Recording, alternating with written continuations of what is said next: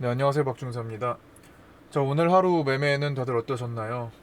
선물 옵션 동시 만기일 전날이었는데 증시 자체는 그렇게 크게 움직이지 않았지만 종목들이 굉장히 피곤한 하루를 좀 보였습니다. 뭐 대체적으로 올라가는 종목들은 많이 나왔는데 그걸 유지를 잘 하지 못하는 경우가 많았어요. 올라갔다가 빠르게 또 가파르게 내려오고 20% 올라갔던 것도 나중에 종가로 보니까 뭐 10% 미만으로 떨어져 있고 뭐 그러한 종목들이 굉장히 많이 나왔습니다. 그래서 기본적으로 선물 옵션 동시 만기일 포지션 자체는 거의 완성이 돼 있는 상태인데 종목들을 올렸다가 계속 예를 들어 바이오 종목들을 계속 끌어올리면 지수만 높아지는, 혹은 코스피 종목들을 대형주들을 끌어올리면, 중대형주를 끌어올리면 지수만 높아지는 현상이 나타나기 때문에 어느 정도 다시 조율을 해놓는 뭐 그런 현상들, 혹은 그만큼 시장 이제 모두가 아는 거죠. 지금 나스닥이 10,000포인트를 찍었죠. 아침에 확인하셨겠지만 저는 이제 전일 새벽 2시 43분경에 10,000포인트가 넘어갔는데 그때 이제 그때 그 상황을 지켜보기 위해서 그때까지 잠을 자지 않았거든요. 역사적인 순간이었죠. 1만 포인트, 12,000포인트까지 찍었죠. 앞으로도 더 많이 갈 거라고 생각을 합니다. 그런데 이제 많은 사람들이 일단 나스닥 10,000포인트면 거의 고점이 아니겠느냐 뭐 이런 생각들을 많이 하잖아요. 그러면서 올라간 거에 대한 차익 실현 욕구가 많이 생기는 날이었습니다. 단타로 끝내려는 사람들도 많았고요. 여차저차 종목들이 피레침 현상이 많이 나왔어요. 차트가 이제 피레침 올라갔다가 바로 내리꽂는 그런 모습들이 정말 많이 나왔어요. 그래서 좀 피곤한 하루였지 않았나 싶고요. 하지만 제가 2, 3주 전에 겪었죠. 3주 전에 겪었나요? 한 주 정도가 거의 우리 종목들이 거의 움직이지 않는 한 주를 보냈었어요. 제가 그때 뭐라고 말씀드렸죠? 걱정하지 마시라. 한 주 정도는 우리가 지금 밤이다. 지구가 낮과 밤이 계속 회전하듯이, 낮과 밤을 계속 반복하듯이 우리는 지금 밤이었다.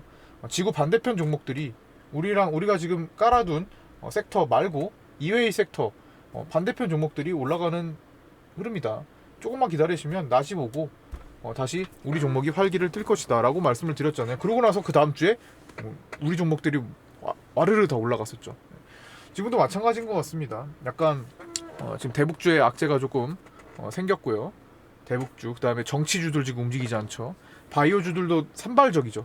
올라가긴 올라가는데 굉장히 산발적이고 되게 관성적인 종목들, 많이 떠있는 종목들 위주로 올라가고 있습니다. 그래서 직장인분들이 공략하기는 쉽지 않을 만한 그런 종목들이 활개를 치고 있는 모습.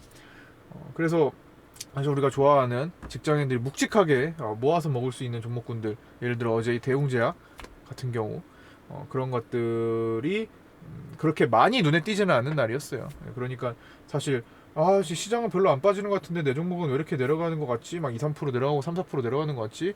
거래가 터지지 않았으면은 그렇게 크게 신경 쓸 필요는 없습니다. 어차피 내일이 외국인들이 그동안 3월부터 지금까지 만들어온 포지션을 일단 1차적으로 청산하는 그런 날이기 때문에 그 시기가 좀 지나가 봐야 돼요.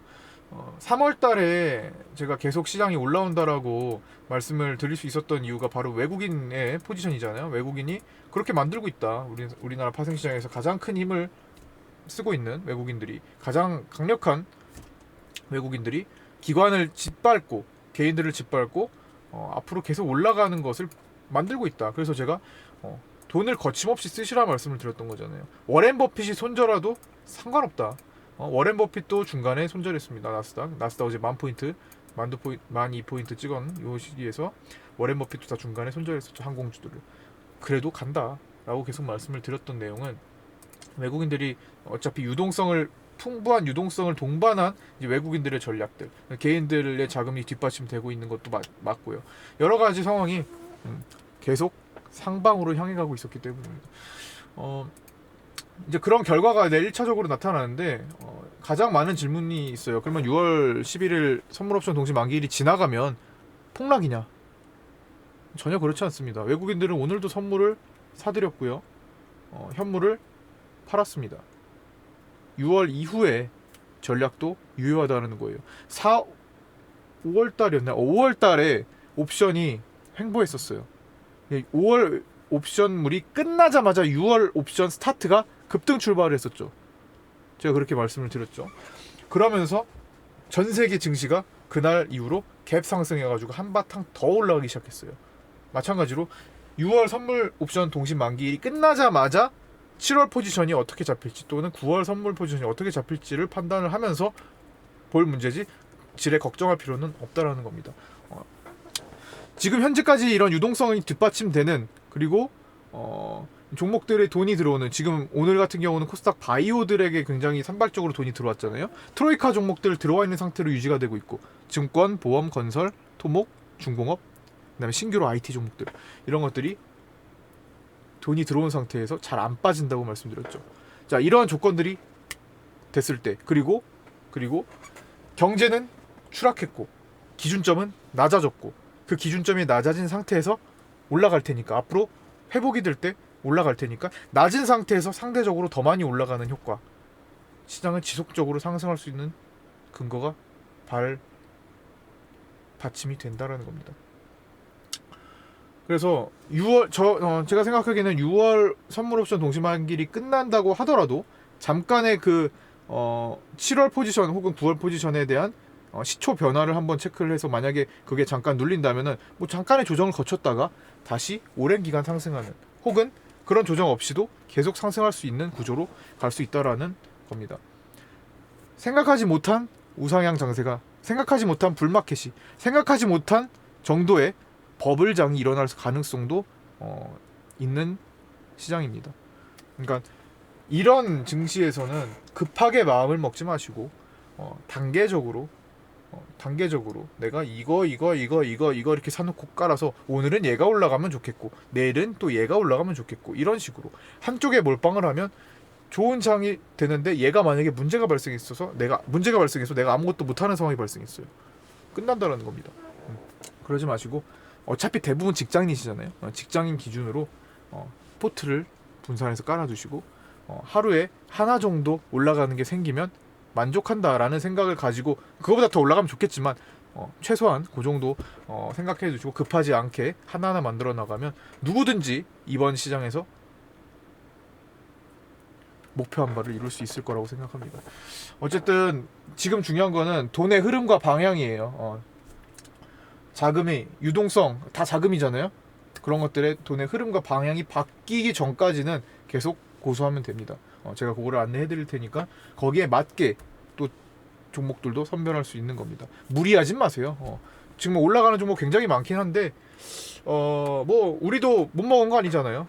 또 쉬어갈 땐 쉬어가고 그 고점에 있는 것들이 움직이는 날은 또 나름 차분한 종목들이 좀 덜한 경우도 있어요. 하지만 우리가 뭐 좋아하는 종목군들 뭐 현대바이오 이런 것들 지금 차분히 올라가면서 우리 수익률 계속 쌓이고 있죠. 뭐 그런 것들 충분히 나중에 터지면 수익률 갭이 벌어지는 겁니다. 위에서 아둥바둥하면서 이거 우리가 올라가다 꺾이면 손실이 큰데 이런 거 좀 지양하고 있다라는 겁니다. 물론 가끔 포함하기도 하지만 대부분의 비중은 일단 직장인분들이 편하게 일을 할 수 있는 조건에 부합하는 종목들로 선별을 하고 그 종목들도 많이 먹을 수 있어요. 우리가 지금까지 해왔던 것처럼 우리 수십 % 수익 나는 것들도 다 바닥에서 올라오는 것들이 많았어요. 어쨌든 그런 거를 중심을 잡고 빠른 단타는 조금씩 가미하는 걸로 그렇게 하면서 나가시면 직장인의 일도 잡을 수 있고 직장인분들은 일도 잡을 수 있고 주식 쪽 수익도 잡을 수 있다. 동시에 두 마리를 한번 잡아보자고요. 자, 나스닥 1만 포인트 기념 축하 뭐 나스닥이 축하를 해줘야겠죠. 저는 1만 포인트 간다고 말씀드렸어요. 8,000 포인트 때부터. 그리고 옛날에도 그랬죠.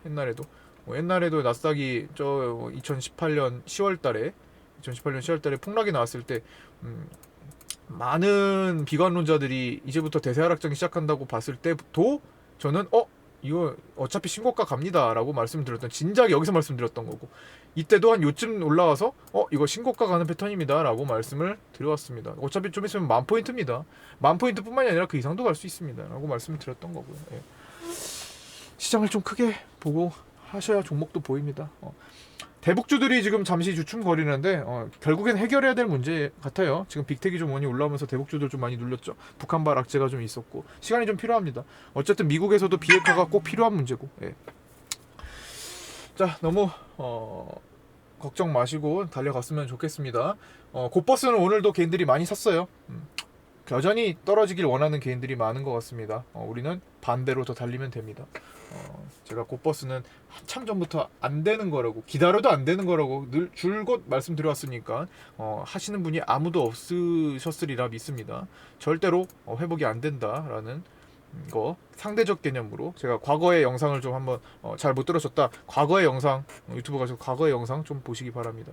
필요하신 경우는 요청하시면 제가 그 영상 올려드리고, 혹은 특강으로 다시 한번 말씀을 드리면 되니까요. 그렇게 최근에 접하신 분들도 한 분의 나고자 없이 이렇게 갈 수 있었으면 좋겠습니다. 자, 마치도록 하겠습니다. 고생 많으셨습니다.